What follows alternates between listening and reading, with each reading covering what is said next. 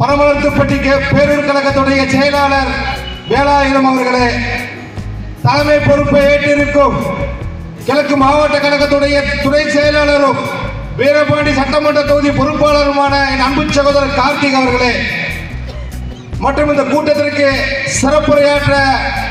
நமக்கு ஆலோசனைகளும் சிறப்புரையாற்ற வருகை தந்திருக்கும் கழகத்துடைய சேலம் கிழக்கு மாவட்ட கழகத்துடைய செயலாளரும் கழகத்துடைய மாநில முன்னாள் பொருளாளரும் உயர்மட்ட குழு உறுப்பினருமான அண்ணன் ஏஆர் இளமோகன் அவர்களே, இந்த கிழக்கு மாவட்டத்துடைய தேர்தல் பொறுப்பாளரும் கர்நாடகத்துடைய மாநில செயலாளரும் என் அன்பு மாமா கிருஷ்ணமூர்த்தி அவர்களே, மற்றும் இந்த கூட்டத்திற்கு வருகை தந்திருக்கும் கிழக்கு மாவட்டத்துடைய ஒன்றிய நகர பேரூர் கழக மகளிர் நிர்வாகிகள் மற்றும் கேப்டனுடைய தொண்டர்கள் அனைவருக்கும் இந்த இரவு நேரம் வணக்கத்தை தெரிவித்துக் கொண்டு, இன்னைக்கு நமக்கெல்லாம் ஒரு பொன்னான நாள்.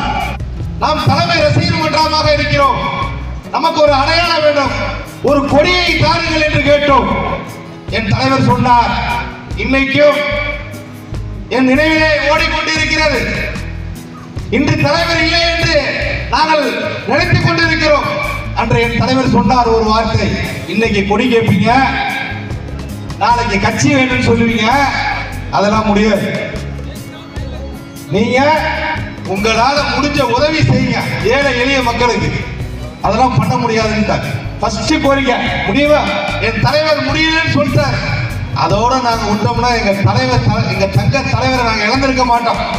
சத்தியமா சொல்றாங்க, இந்த கட்சி நாங்க தொடங்கலன்னா இந்த தெய்வத்தை நாங்க இழந்திருக்க மாட்டோம். திருப்பி எங்க தலைவர்கிட்ட நாங்க முறையிட்டோம். பல மன்ற இளங்கோவன், அழகிய முருகேசன், திருச்சி தங்கமணி, புதுக்கோட்டையுடைய மாவட்ட தலைவர் ராஜேந்திர, எங்க திருவள்ளூர் மாவட்ட ஒருங்கிணைந்த ரசிகர் மன்ற தலைவர் மீராசா, இவங்கள திருப்பி நாங்க ராவுத்தரை வச்சு திருப்பி நாங்க ராமண்ண. ஆனா இந்த நேரத்துல உண்மையில ராமண்ணன் எங்க கழகத்துடைய முன்னாள் பொதுச் செயலாளர், தலைவர் கரத்துக்கு சொந்தக்காரர், நம்பிக்கைக்கு சொந்தக்காரர், அவருடைய நாங்க முறையிட்டோம். அவரெல்லாம் சேர்ந்து திருப்பி எங்க தலைவர்கிட்ட முறையிட்டு 2000 ஆண்டு பிப்ரவரி 12ஆம் தேதி எங்களுக்கு அந்த கொடியை என் தலைவர் கொடுத்தாரு. இந்த நாள் வாழ்க்கையில் மறக்க முடியாத நாள். ஊரா கிராமம் ஊராட்சி நாங்கள் சென்று அந்த ஒலிசிய கொடியை நாங்கள் கொடியேற்றி கொண்டிருந்தோம். அப்ப கட்சி கிடையாது. ஒரு கட்சி இருந்தா, எந்த கட்சி தெரியுமா? பேர் சொல்லக்கூடாது, நீங்களே தெரிஞ்சுக்குவீங்க. பேர் சொல்லக்கூடாது. அந்த கட்சி இன்னைக்கு 4 இருக்கு. 1 இல்ல, 2 இல்ல, 3 இல்ல, 4 இருக்கு. என் தலைவருக்கு செய்த துரோகம் இன்னைக்கு அதோட நிலைமை. எங்க கொடியேற்ற உள்ள போனா எங்களை கொடியேற்ற விட மாட்டான். இப்ப கட்சி இல்ல, மன்றமா இருந்தோம். பல போராட்டங்கள்ல நாங்க மீறி நாங்க கொடியேற்றினோம். பார்த்தல நீயா நானா, தமிழ்நாடு முழுவதும் இந்த கொடியை நாங்கள் ஏற்றினோம். தலைவரிடம் மீண்டும் சென்றோம். கேப்டன் அவர்களே, நாங்க போற இடமெல்லாம் கிராமதோறும் மக்கள் கேட்கிறாங்க, கேப்டன் முதலமைச்சராக வேண்டும், உங்கள் தலைவரை கட்சியை ஆரம்பிக்க சொல்லுங்கள் என்று மக்கள் கேட்டார்கள். முதலிலே திருவண்ணாமலையிலே புரட்சி கலைஞர் கேப்டன் அவர்கள் சொன்னார், அரசியல் கட்சி தொடங்குவேன், இந்த தமிழ்நாட்டு மக்களை காப்பாற்றுவேன் சொன்ன வாக்கை என் தலைவர் நிறைவேற்றினார். 2005 செப்டம்பர் 14 மதுரையில் 25 லட்சம் தொண்டர்களை திரட்டி தேசிய முற்போக்கு திராவிட கழகத்தை தொடங்கினார். இன்னைக்கெல்லாம் ஒரு புதுசா கட்சியெல்லாம் வருது. எப்படி நான் தான் முதலமைச்சர், வாங்க வாங்க, உங்க ஆட்சியில நான் பங்கு தரேன். என்ன துணை முதல்வர் வேணுமா எடுத்துக்க, என்ன நிதியமைச்சர் வேணுமா எடுத்துக்க. அதுல ஒரு பொறுக்கி நாய், புறம்போக்கு நாய், பல கட்சிக்கு போயிட்டு வந்த நாய், அந்த நாய் சொல்றா தேமுதிக கடை விரித்து போட்டுக் கொண்டு இருக்கிறார்கள் கூட்டணிக்கு வாங்க வாங்க என்று. அட பைத்தியக்காரா, உன் வாய் என்னத்த சொல்றது? நாஞ்சில் சம்பத் நாயே, உன் நாக்கை அறுத்து விடுவேன். யாரை பார்த்து கேட்கிறாய்? என் மக்கள் தலைவி புரட்சி அண்ணியாரை பார்த்து நீ கேட்கிறாய்? என் தலைவர் கண்ட கட்சியை பார்த்து நீ கேட்கிறாய்? உன் புத்தியை வைக்க விட கேளுங்க. மதிமுகவை முடிச்சு வச்சுட்டா, அதிமுகவுடைய பொதுச் செயலாளர்கிட்ட போய் இனோவா கார் வாங்கின அந்த அம்மாவை முடிச்சு வச்சுட்டா, அதுக்கப்புறம் திமுகவுக்கு வந்து உதயநிதி ஸ்டாலினை முதலமைச்சராக நினைச்ச கேவலம் பணத்துக்காகவும் இந்த வாயை போய் விக்கிரிய பைத்தியக்காரன் நாய, என் கட்சியையும் என் தலைமையையும் பேச உனக்கு என்ன அருகதை இருக்கிறது?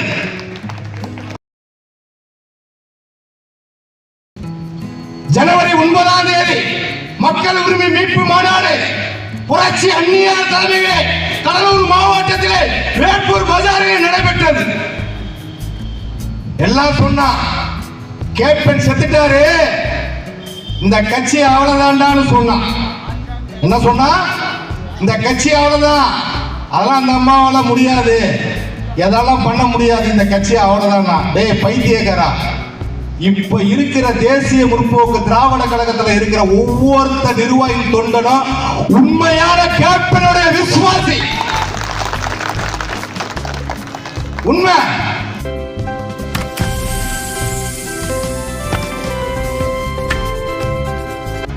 வந்தா, பதவியை தேடி வந்தா, அனுபவிச்சா, என் தலைவருக்கு தவறான தகவலை கொடுத்தா, அனுபவிச்சுட்டு போயிட்டான். அந்த மாநாட்டில் கழகத்துடைய இளைஞரணி செயலாளரும் என் கேப்டனுடைய மறு உருவம் அன்பு தம்பி விஜய பிரபாகர் அவர்கள் ஒரு வார்த்தை சொன்னார் தெரியுமா? விஜய் அவர்களே, நான் உங்களுக்கு சொல்லக்கூடாது, எங்க தம்பி சொன்ன பாணியிலே உங்களுக்கு நான் ஒண்ணு சொல்றேன். இன்னைக்கு நீங்க ரசிகர் மன்றமா இருந்தீங்க, இன்னைக்கு மக்கள் நீங்க கட்சி ஆரம்பிச்சீங்க. உங்களுக்கு நோட் போஸ்ட் ஓட்டுனா பாருங்க, அவனை நீ நம்புனா இந்த கட்சி நடத்துவ, இல்லைன்னா 2026 பூட்டிட்டு போயிட வேண்டியதான். இந்த மாதிரி நாஞ்சில் சம்பத்து, இந்த செங்கோட்டையன், அந்த வலது கட்ட லாட்ரி மார்ட்டின் மருமையன், இவன் இந்த திமுக வரவெல்லாம் நீ வச்சு கட்சி நடத்துறேன்னு வச்சுக்க, 2026 நீ கட்சியை இழுத்து மூடிட்டு நீ நடிக்க கூட போக முடியாது. நான் அன்பான கட்டளை, ஏன்னா அண்ணியார் அடிக்கடி சொல்லுவார், எங்க வீட்டு பிள்ளை, உண்மையிலே எங்க வீட்டு பிள்ளை தான். ஏன் இதை சொல்றேன்னா, இன்னைக்கு நான் இந்த நிஜாமுதீன் என்ற நான் ஒரு சாதாரண ரசிகர் மன்ற உறுப்பினர், கட்சி ஆரம்பித்த பிறகு கிளை செயலாளர், ஊராட்சி செயலாளர், ஒன்றிய பொறுப்பாளர், மாவட்ட பொறுப்பாளர், இன்னைக்கு தலைமை கழகத்துடைய ஒரு கழக தேர்தல் பிரிவு செயலாளராக இருக்கேன்னா அதுக்கு என்ன காரணம்? நான் தலைவருடைய விசுவாசி, கேப்டனுடைய விசுவாசி, இந்த கழகத்துடைய பொதுச் செயலாளர் அன்னியோட விசுவாசி. ஏன் சொல்ற? நாங்க இன்னைக்கு இந்த கட்சியில இருக்கவெல்லாம் உண்மையானவன்.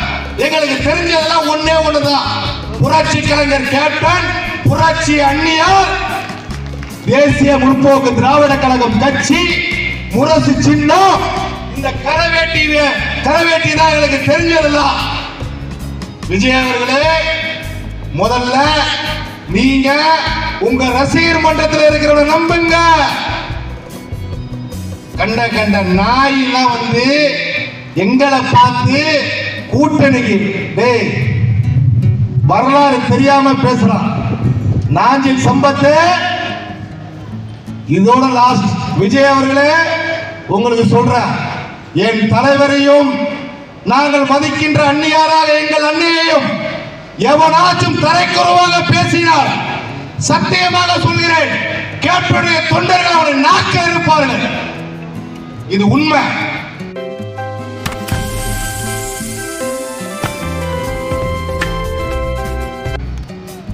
நம்ம நேத்து கட்சி ஆரம்பிச்சுட்டு வந்துட்டு ஓந்தலை வந்தாண்டா கூட்டணிக்கு வாவான்னு கூப்பிடுறாரு.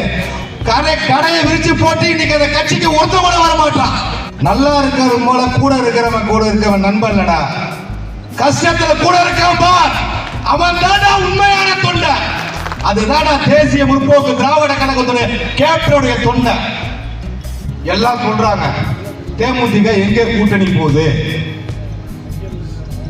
எங்கே கூட்டணி போகுது, எங்கே போனா உனக்கு என்ன, உனக்கு என்னப்பா?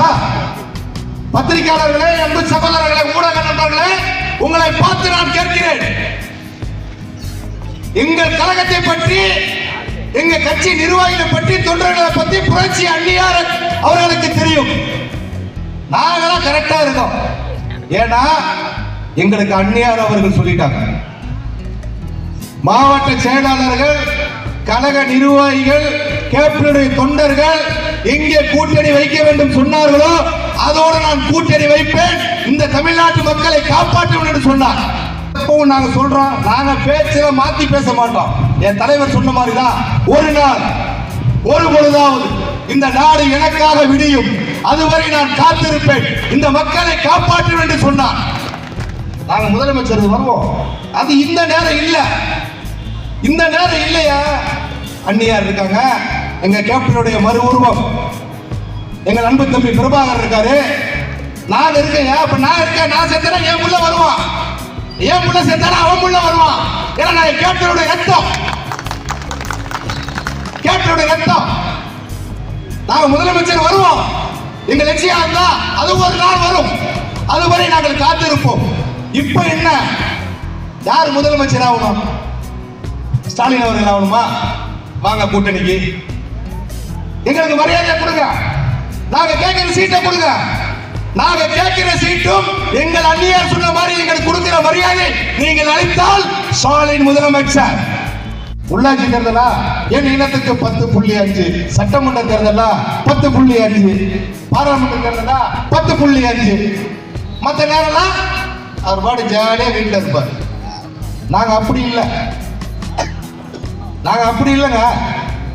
மக்களுக்காக போராடக்கூடிய கட்சி தேசிய முற்போக்கு திராவிட கழகம், அதனுடைய பொதுச் செயலாளர் மக்கள் தலைவர் புரட்சி அந்நியார் அவர்கள். சிந்தித்து பார்க்கணும். சரி, எடப்பாடி என்ன சொல்ற, நீங்க முதலமைச்சர் ஆகணுமா?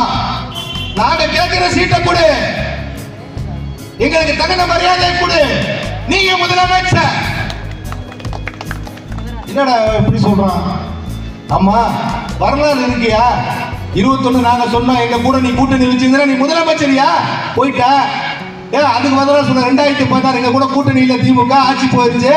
2011 எங்களோட கூட்டணி வச்சனாலதான் அண்ணா திமுக தொடர்ந்து 2 தடவை முதலமைச்சர் செல்வி ஜெயலலிதா.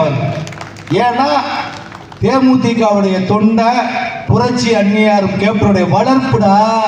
நாங்க உண்மையா இருப்போம், விசுவாசமா இருப்போம். கூட்டணி கட்சிக்கு நாங்க சீட்டு கேட்போம், எம்எல்ஏ அதெல்லாம் நாங்க பார்க்க மாட்டோம். அந்நியார் அவர்கள் கை நீட்டினார், வெள்ளார் சட்டமன்ற தொகுதியோட வேட்பாளர் கை நீட்டினார், நாங்க உயிரை கொடுத்து வேலை செய்வோம். மோடி மோடின்னு சொன்னவர் புரட்சி கலைஞர் கேப்டனுடைய தொண்டர். இதை பிஜேபி காரர் மறக்க முடியுமா? மோடி யாருக்கு தெரியும்? குஜராத்தில் தெரிஞ்ச மோடிய தமிழ்நாட்டில் ஜெயலலிதா கேட்டாங்க, தமிழ்நாட்டில் லேடியா குஜராத்தில் மோடியான்னு கேட்டாங்க. பாத்துருவோமா? தொண்டை இறங்கினா கேப்டனுடைய தொண்டை, கேப்டன் இறங்கினார் புரட்சி அந்நியார் களத்தில் இறங்கினாங்க. தமிழ்நாடு முழுவதும் சுற்றுப்பயணம். 2 தொகுதி திமுக கூட்டணி இல்ல, அதிமுக கூட்டணி இல்லடா. தேமுதிக தலைமையில, கேப்டன் அவர்கள் தலைமையில இந்த கூட்டணி வச்சு தருமபுரி மாவட்டத்தில், சரி பேரை சொல்லுவோம், தெரியாதுல சில பேத்துக்கு, அன்புமணி. இந்த பக்கத்து கன்னியாகுமரியில பொன் ராதாகிருஷ்ணன். நீங்க வரலாறுல ஜெயிச்சது உண்டா? யாரு காரணம்? கேப்டன். கேப்டன் போட்ட பிச்சை நீங்க மறந்திருக்க முடியாது. எங்களுக்கு என்ன பண்ணீங்க? உங்க அப்பா என்ன சொன்னாரு? நான் முரசுக்கு ஓட்டு போடல, நோட்டாக்கு ஓட்டு போட்டேன்னு சொல்லிட்டு போனாரு. அப்படி இவர் ஐயா அவருக்கு மரியாதை, இன்னைக்கு வயசுல மூத்தவர், இப்படியே சொன்னார். ஒரு கட்சியில் கூட்டணியில் இருக்காருங்க, அவர் சொல்றாரு நான் நோட்டாவுக்கு போட்டேன்னு சொன்னாரு. கேப்டனுடைய தொண்டை தர்மபுரியில ஒவ்வொரு தொண்டனும் அந்த மாமரத்துக்கு ஓட்டு போட்டாயா இல்லைன்னு சொல்ல நீ நிரூபியா. இந்த இடத்துல நாங்க தூக்குல தொங்குறோம். விசுவாசம் உண்மை அதுக்கு தான். இப்ப 4ஆம் தேதி நடந்துச்சு அண்ணா திமுக மாவட்ட செயலர் கூட்டத்துல மாவட்ட செயலர் 84 மாவட்ட செயலர் என்ன சொன்னா தெரியுமா? எடப்பாடி அவர்களே, நீங்க அன்புமணியை கூட வச்சுக்கோங்க, ராமதாஸ் ஐயா கூட வச்சுக்கோங்க, ஏன் பிஜேபி கூட வச்சுக்கோங்க, ஆனா தேமுதிக இல்லாம தேர்தலை நாங்க சந்திக்க மாட்டோம்னு சொன்ன வரலாறு இது யாருக்கு தெரியும்? என் தலைவர் சொல்லிட்டு போனாரே, இந்த தமிழ்நாட்டு மக்களை தங்க தட்டில் வச்சு தாளாட்டுவேன் என்று சொன்னாரே, அந்த ஒரு குரல் தலைவருடைய லட்சியம். அதுக்கு தான் அந்த முதலமைச்சர் கூட நாங்க தள்ளி வச்சுட்டோம். சத்தியம் அது. என் தலைவர் சொன்ன வார்த்தை, என் தலைவர் சொன்ன ஒரு வார்த்தை, என் மக்களை தங்க தட்டில் வச்சு தாளாட்டுவேன் என்று சொன்னாரே தான தலைவர். அந்த ஒரு வார்த்தைக்கு எங்கள் அந்நியார் அவர்கள் இன்னைக்கு இந்த கட்சியை வழிநடத்திக் கொண்டிருக்கிறார்.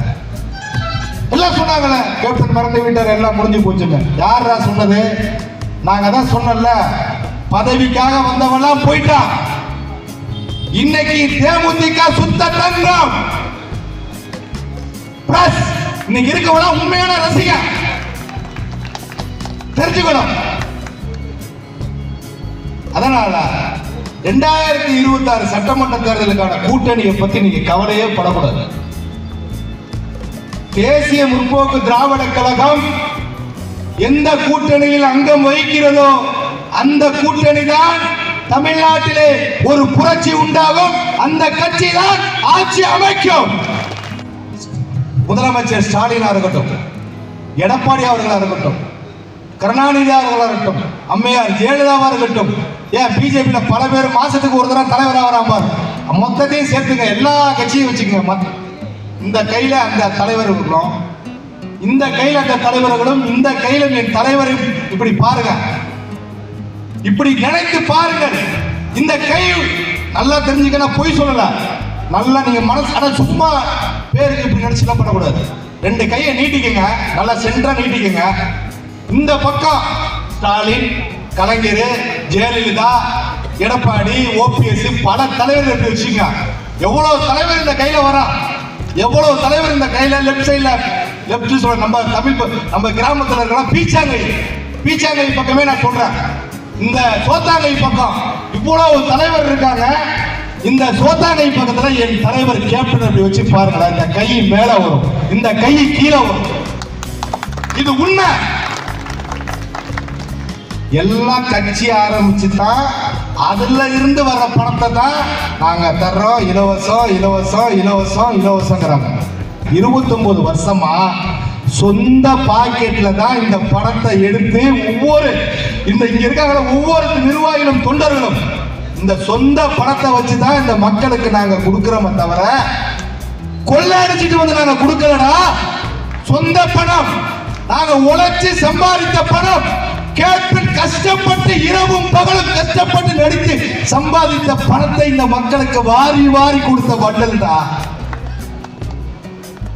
மதுரையில 7 ஏக்கர் நிலம் கொடுத்தாரா, குறவர் இருவர்களுக்கும் தலித்துகளுக்கும் கொடுத்தாரு. இன்னைக்கு அந்த சொத்து 12 கோடி. நீ கொடுப்பியா? இந்த பிரச்சனை 2026 அந்நியார் கண்டிப்பா நல்ல முடிவெடுப்பார், நல்லதே நடக்கும். புரட்சி கலைஞர் கேப்டனோட ஆசியுடன் நாம் அனைவரும்.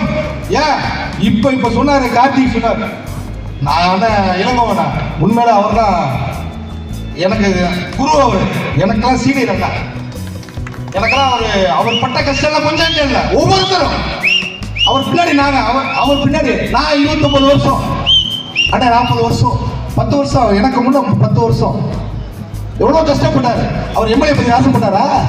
நாங்க மந்திரி ஆகணும் அப்படின்னு ஆசைப்பட்டோமா? இல்லையே, இல்லடா. நாங்க மந்திரி எம்எல்ஏக்களை ஆசைப்படலடா. எங்களுக்கு அதெல்லாம் முக்கியமே இல்லை.